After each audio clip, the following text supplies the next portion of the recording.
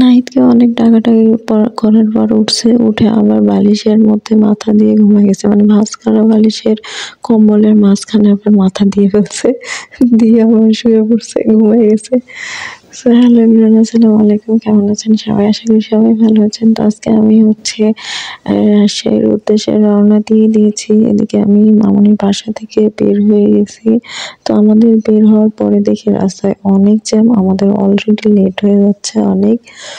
তো আমরা অনেক কষ্ট করে পৌঁছাইছি, সিএনজিতে উঠে তারপর অর্ধেক রাস্তা যাওয়ার পর নাহিদ বলতেছে আপু চলো নেমে হেঁটে যাই। তো মানে ওইটুকু ভিডিও নেওয়া হয়নি। তো আমার নাহিদ হচ্ছে অনেক কেয়ার করে, তার উপর আবার ধরেন যে ও ফোন বের করা তেমন একটা পছন্দ করে না। তারপর আমি টুকটাক ভিডিও করি আর ওকে জোর করি যে আমার একটু ভিডিও করে দে বা ছবি উঠাই দেয়। তো ও বলে যে ফোন বের করলে যখন তখন হয়তো বা চুরি হয়ে যেতে পারে বা কেউ নিয়ে দৌড় দিতে পারে, চিন্তা হতে পারে, তো ফোনটা বেশি বের করো না।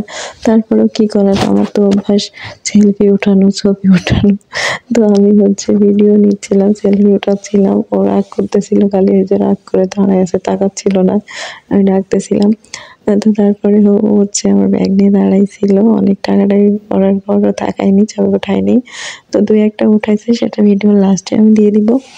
অনেক সুন্দর হয়েছে ছবিটা। তারপরে ও হচ্ছে অনেক কষ্ট করছে আমাকে ট্রেনে উঠাই দেওয়ার জন্য, অনেক হাঁটাহাঁটি করছে, অনেক কষ্ট হয়েছে। তো ও সবসময় আমার কেয়ার করে, আমাকে নিয়ে যখনই রাস্তায় বের হয় বা আমাকে ট্রেনে উঠাই দেওয়া লাগে, তো ও হচ্ছে আমাকে নিতে যায়, নিয়ে আসে আমার বাসা থেকে, তারপরে গাড়িতে উঠায় দেয়। আমার তেমন কষ্টই করতে হয় না, শুধু ওর পিছে পিছে হাঁটতে হয়। তো এখানে ব্যাগ ট্যাগ সব উঠাই দিচ্ছিল। আর হচ্ছে আমার জানলা খোলার চেষ্টা করতেছিল, কিন্তু জানলা খোলা যাচ্ছিল না, অনেক টাইট লক ছিল। তো চেষ্টা করে হচ্ছিল না, পরে একটা আঙ্কেল হচ্ছে খুলে দিছে।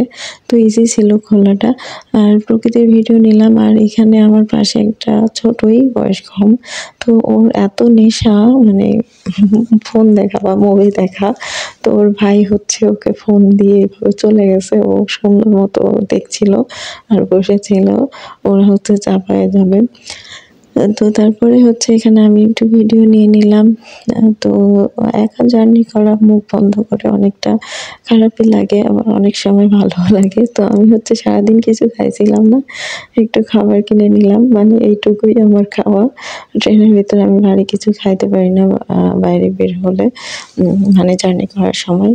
তারপরে আমার চা হলে তো আর কিছুই লাগে না, আমি চা পাগল মানুষ। তো আমি ট্রেনে উঠলে চা খাবোই, মাস্ট বি। তখন আবার হচ্ছে আমি একটু ঘুমাই গেছিলাম, ঘুম থেকে ওঠার পর ফ্রেশ হয়ে দেখলাম চা আলা যাচ্ছে, তো চা নিয়ে নিলাম। আর রাজশাহীর মানে কিছুটা কাছাকাছি যাওয়ার পরপরই হচ্ছে মানে ঠান্ডা লাগছিল, ঠান্ডা লেগেছিল। তো আমি চাদরটা বের করে চড়াই নিয়েছিলাম। আর এই তো কথা বলতে বলতে আমি রাজশাহীতে চলে আসছি। ট্রেনটা থামানোর পর অনেক ভিড়, নামা যাচ্ছিল না, পরে আমি অনেক কষ্ট করে নামছি, যেহেতু একা একা এখানে নাহিদ নাই, ব্যাগ তো আমার নিতে হবে। তো ব্যাগ নেওয়ার পর ভিডিও করা যাচ্ছিল না, তারপর যেটুকু করছি ওইটুকুই শেয়ার করলাম আপনাদের সাথে। তো এখানে ব্যাগ টানছিলাম আর ভিডিও করছিলাম। অনেক ভিড় ছিল সেদিন, অনেক ট্রেনে ভিড় ছিল আর গেটে অনেক ভিড় ছিল। তারপরে রিক্সায় ওঠার পর বুঝলাম রাজশাহীতে এত ঠান্ডা, ভাই ঢাকাতে এত ঠান্ডাই নাই, ফ্যান চালাইতে হয়েছে। তো এখানে ঠান্ডা বুঝলাম এসে। তো আমার কথা বলতে বলতে বাসায় চলে এসেছি। তো আর এদিকে এসে দেখলাম যে একটু রাস্তার সমস্যার জন্য মামা ঘুরাই ঘুরাই নিয়ে যাচ্ছিল নগরভবনের ওইদিকে। তো দেখলাম নগরভবনে মেলাও হচ্ছে। তো নগরভবনে প্রায় মেলা থাকে, এক মাসে মনে হয় দুইবার মেলা থাকে। তো কথা বলতে বলতে আমি চলে আসলাম। আর এখানে ঢাকার এক জ্যামের পর রাজশাহীতে আরেক জ্যামে পড়ছি।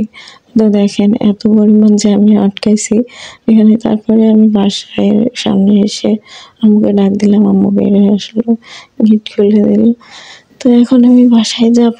আর আমার ভিডিওটা কেমন লাগলো সবাই জানাবেন। একা একা জার্নি তেমন ভালো ছিল না, আবার খারাপও ছিল না, আলহামদুলিল্লাহ। তো সবাই আমার ভিডিওটা দেখবেন, লাইক কমেন্ট শেয়ার করবেন অবশ্যই। আর সবাই আমাকে সাপোর্ট করবেন, পাশে থাকবেন। আল্লাহ হাফিজ।